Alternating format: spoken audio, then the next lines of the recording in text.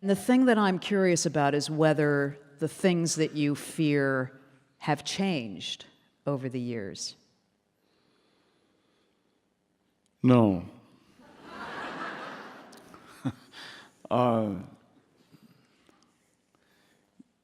You don't get to pick those things.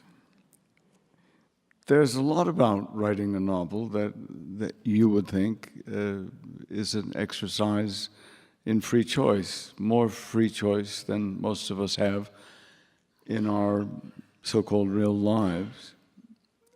But you don't get to choose what wakes you up at 4 in the morning. You don't get to choose your nightmares.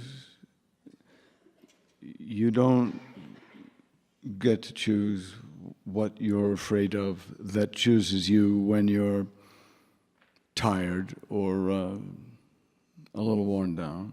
Those things find you. And in my case, and I don't think I'm original, they find me recurrently. They come back. Thomas Mann once said that repetition for a writer was the result of having something worthwhile to say.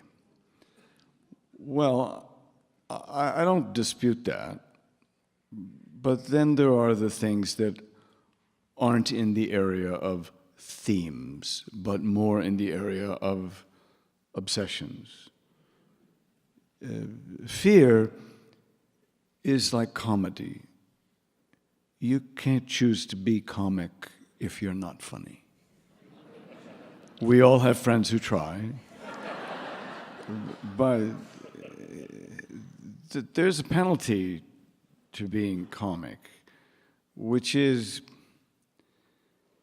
you will be, even inappropriately.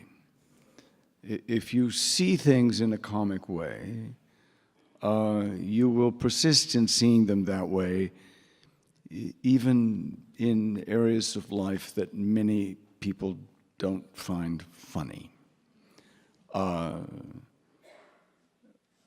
Writing about sex also affects other people in ways you can't control. But actually being funny about things that other people think are sacred or too serious to be funny about makes people angrier. Salman Rushdie had a death threat put on his head because he told a joke. That's what that was. It was a joke.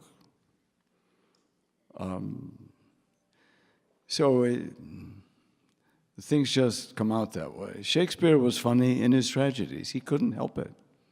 It just comes out. Well, fear is like that. You don't control those things.